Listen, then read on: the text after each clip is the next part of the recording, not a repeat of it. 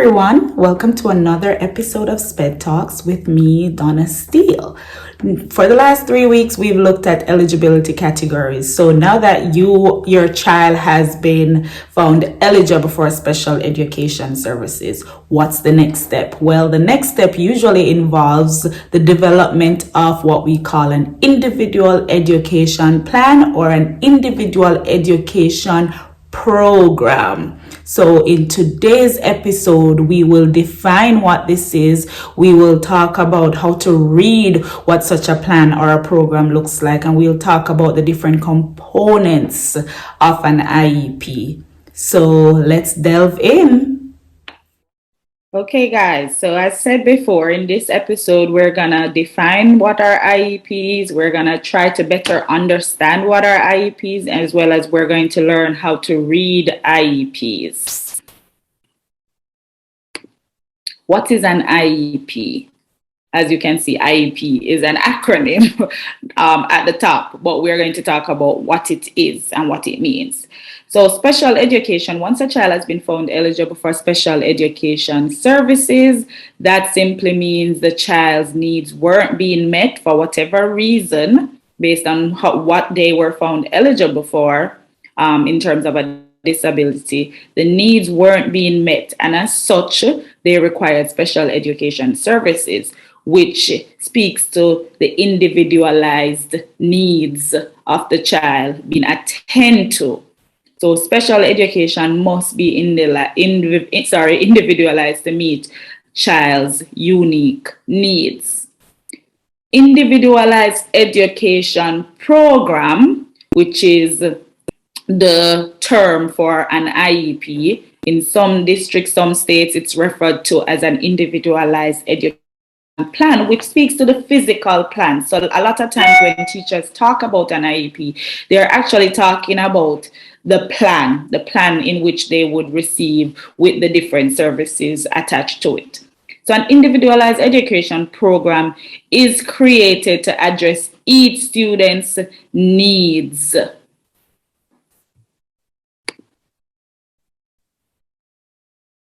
Each student's needs. Sorry, I was just making sure it was being recorded.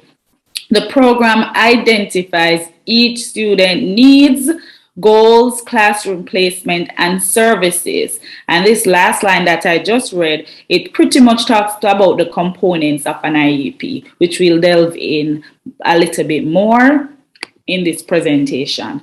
There are 6 types of IEPs. The first one is what we call an initial IEP, which is, as the word suggests, the first IEP you would have ever received as a student who was found eligible for special education. So it determines eligibility for special education. So it's that initial plan that was written after you're found eligible.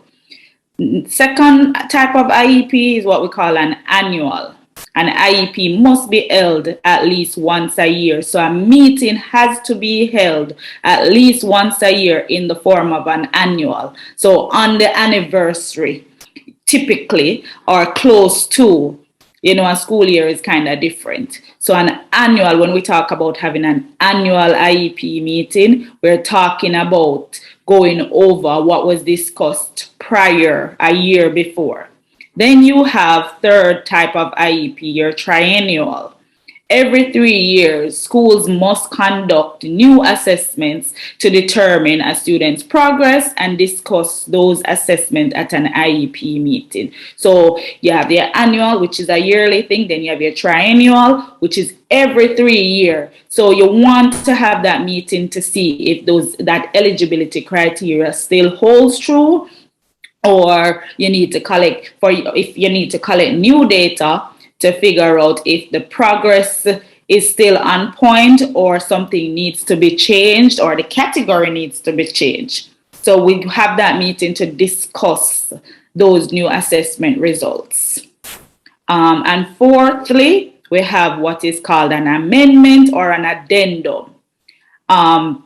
This is where the school can request a meeting at any time, or whoever has the education rights of the student, i.e. a parent, which ER8 stands for, that person can request a meeting at any time to modify an existing IEP, hence the term amendment or addendum.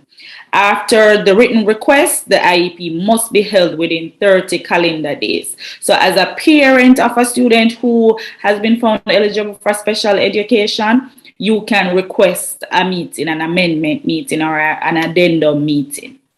After that, you have what is called the fifth type of IEP that we have. We have what is called a 30-day / transfer IEP, which is an IEP that must be held within 30 calendar days of transfer to a new school district to discuss placement options and services within the new district.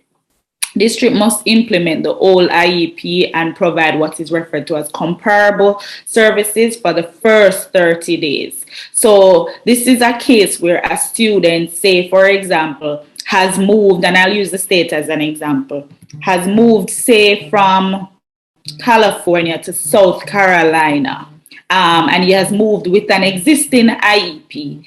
Now, for South Carolina to provide comparable service, they're going to need the whole IEP to try to fit as much as possible, as close to what was required in California in South Carolina. So that is what they're referring to as a 30-day transfer IEP. Now, sometimes you have in-district IEPs as well as out of district or out of state IEP, as in the case of South Carolina and California, that would be out of state. So the criteria are somewhat different. Criteria is somewhat different, hence the transfer IEP.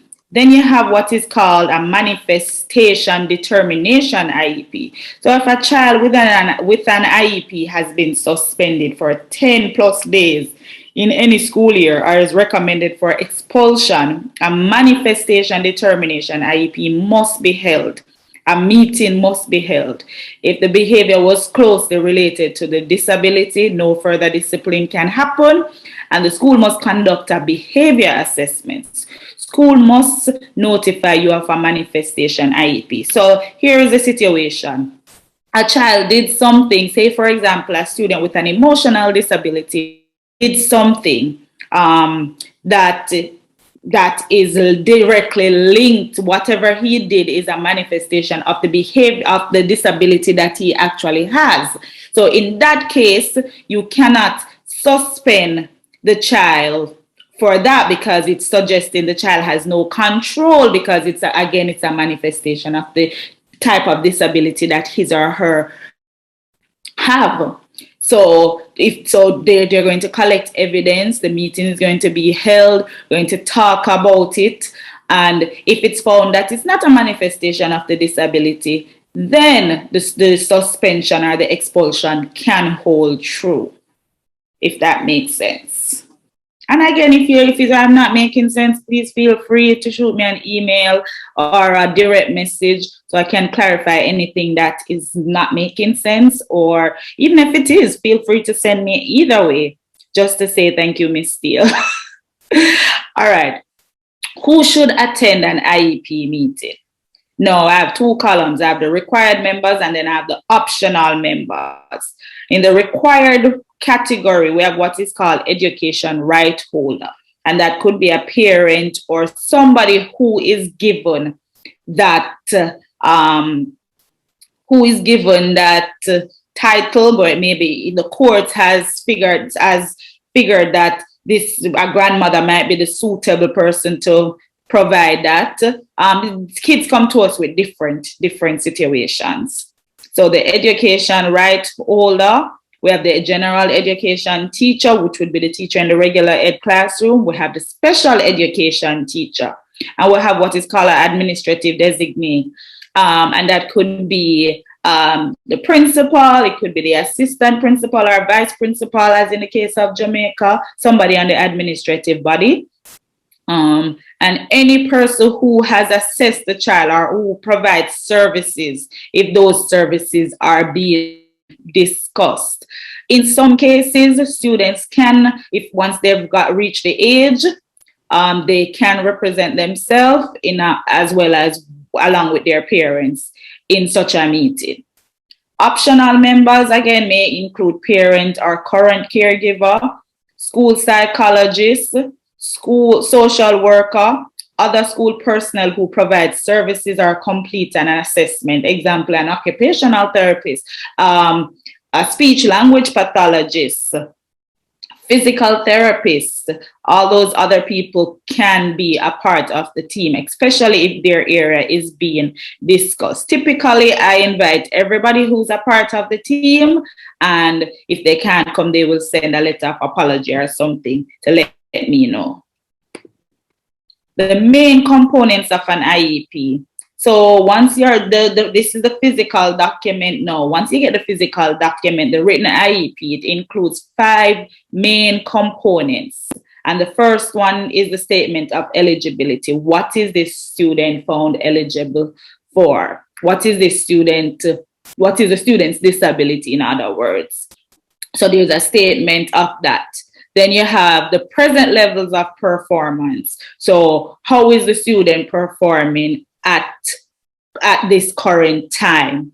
Is the student on level, is the student below grade level? And you go into specification. The student is only able to add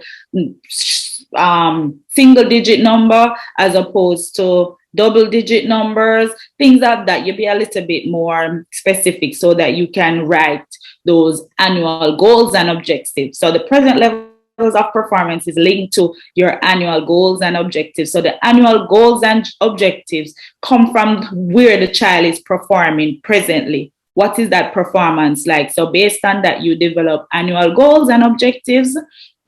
The goals, where you want, what you want them to achieve. That is what the annual goals and objectives is talking about. And I'll talk about that a little bit more. Statement of services. What are the services the student is going to receive? Services, will they be receiving occupational therapy? Will they be receiving speech therapy? What exactly? Physical therapy and ABA therapy, ABA services. What? That's what that talks about. Statement of placement. What is the placement going to be like? Is this a resource placement? Is this a pull-out placement? I will talk about it a little bit more in the coming slides. Present levels of performance. Let's delve a little bit more into that.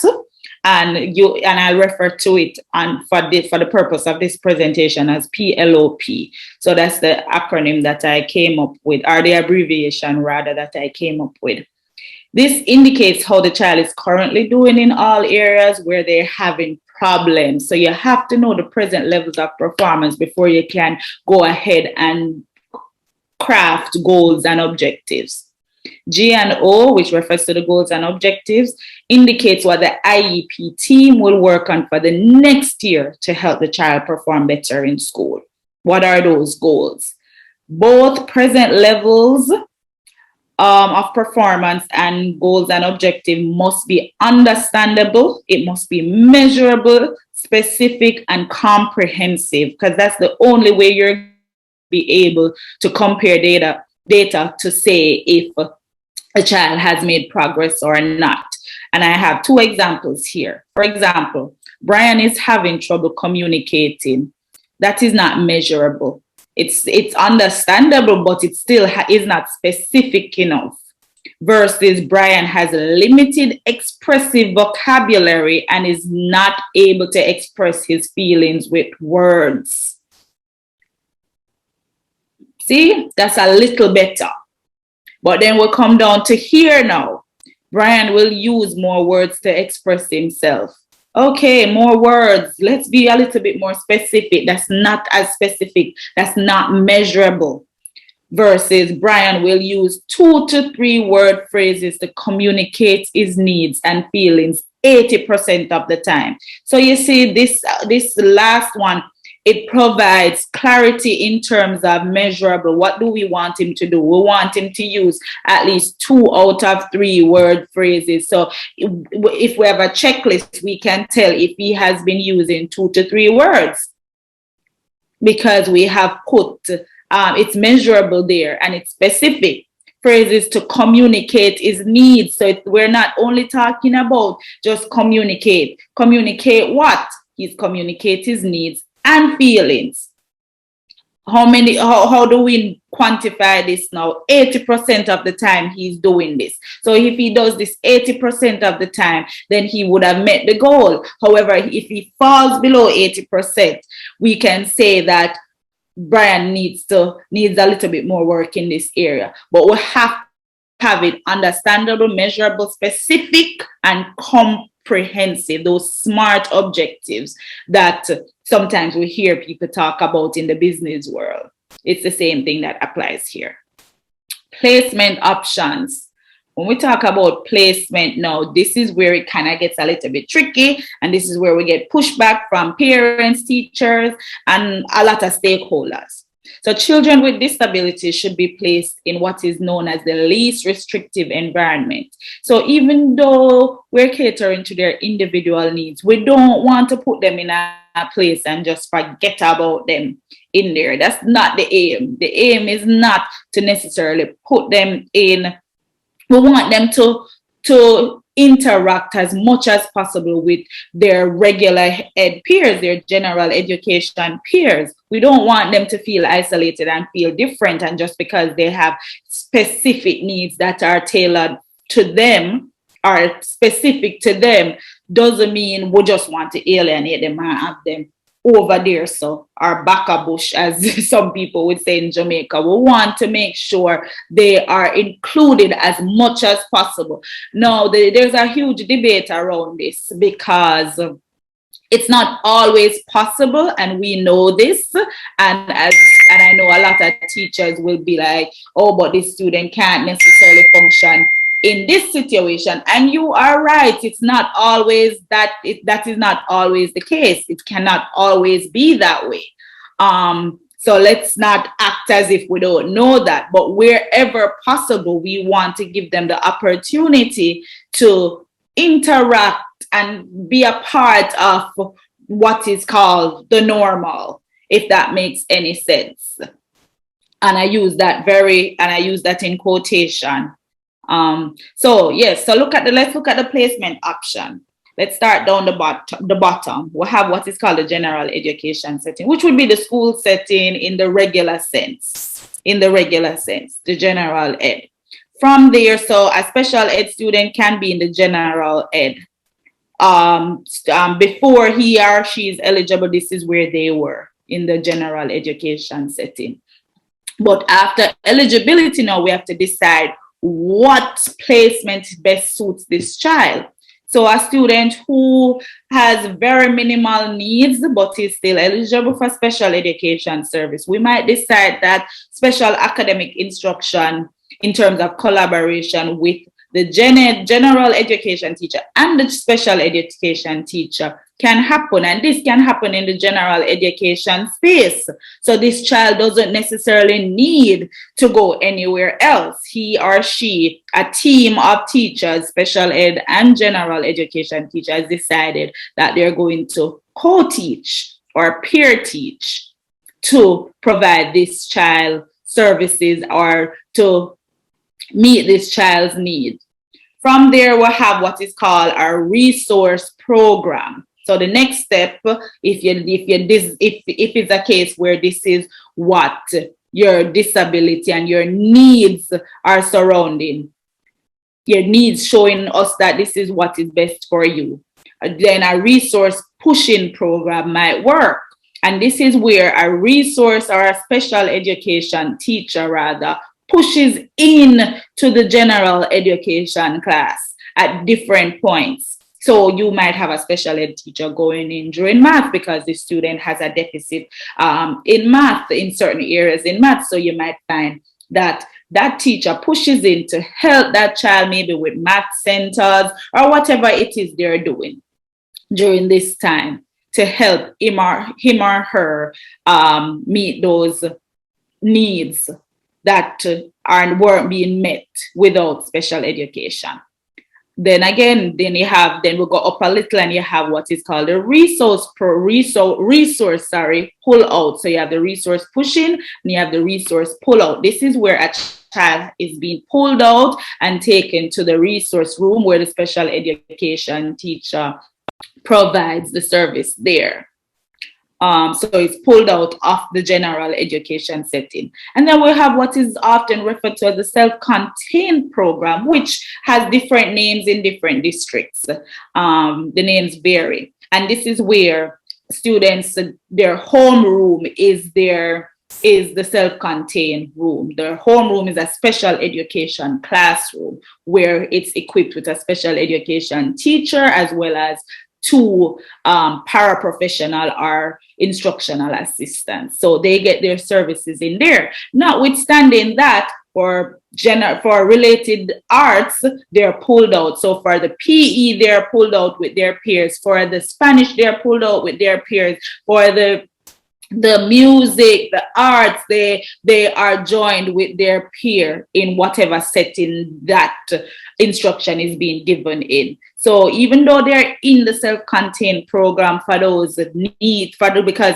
their disability, their needs would be a little bit greater, hence a special education classroom, the teacher can focus on those needs, those individual needs, whether through group instruction, whether through individual instruction or peered instruction.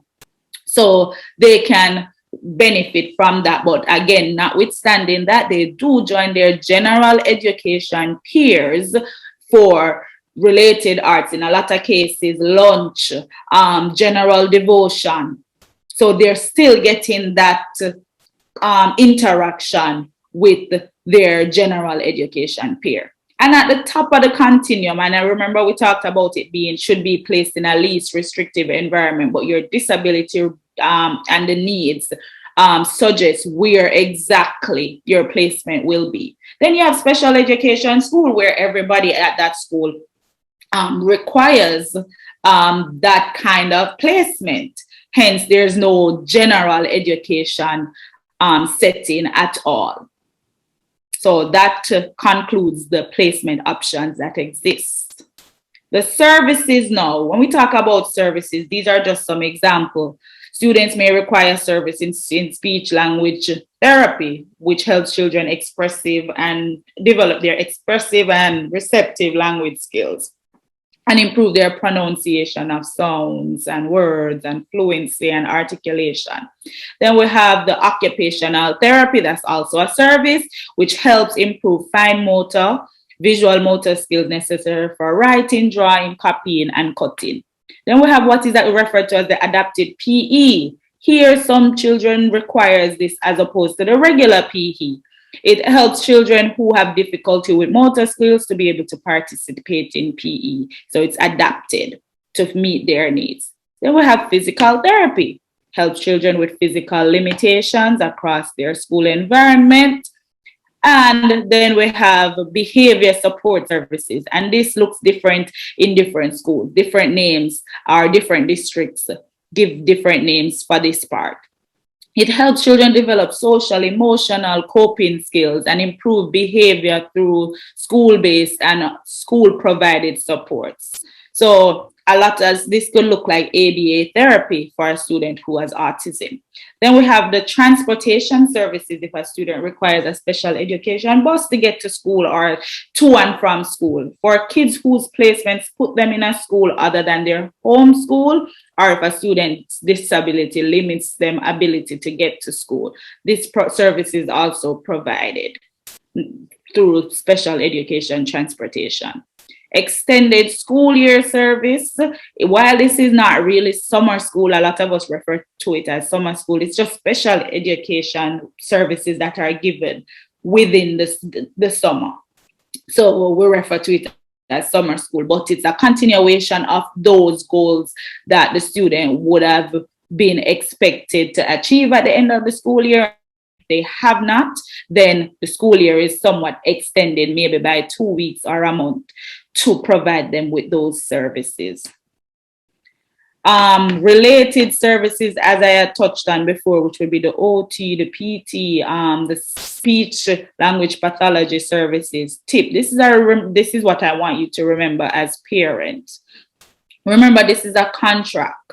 So you have to talk about the frequency and the duration should be identified for each related service offer. And not just related services, but for if you're providing, if a special education teacher is providing Reading services, we want to talk about how often is this an everyday thing, how long is this, 30 minutes daily, and we're going to be in a special education classroom.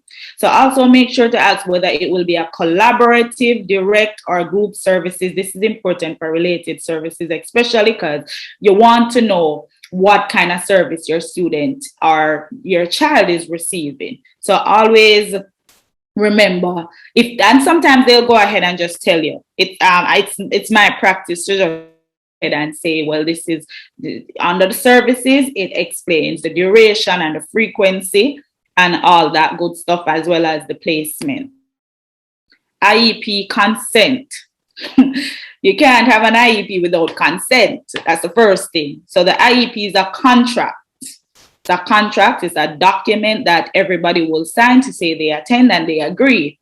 The educational rights holder can agree with none, all, or certain portions of the document. They have that right to not necessarily agree. If the educational rights holder does not sign an IEP, then the prior IEP remains in place. However, if this is an initial IEP, then the child will be placed back in the general education setting and will not benefit from special education services. So yes, make sure any disagreement is noted in writing on the IEP, and this is just for special education teachers or the person who is taking the minutes on the IEP document. And we have what is called a prior written notice, which is something like a minutes, which kind of it highlights everything that was discussed, and it is imperative that before the services start, a prior written notice has to go home. The parent has to sign to say that they received it, notified, because as the word suggests, prior, before services, it has to go home so that they can familiarize themselves and know when the services will start and duly notify, to speak. Make sure to thoroughly review the IEP consenting, and that's for parents or educational rights holder. And that brings us to the end of defining, understanding, and how to read IEPs. I hope you enjoyed.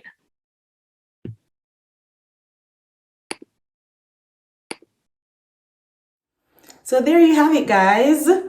IEPs, what they are, how to read them, how to understand them. So in this episode, we covered the components of same. We talked about the services that can be found on an IEP. We talked about the placement. We talked about accommodations and modifications.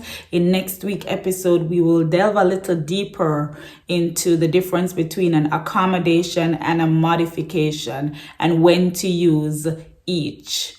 So until next time, this is me, Donna Steele, saying see you then. Bye.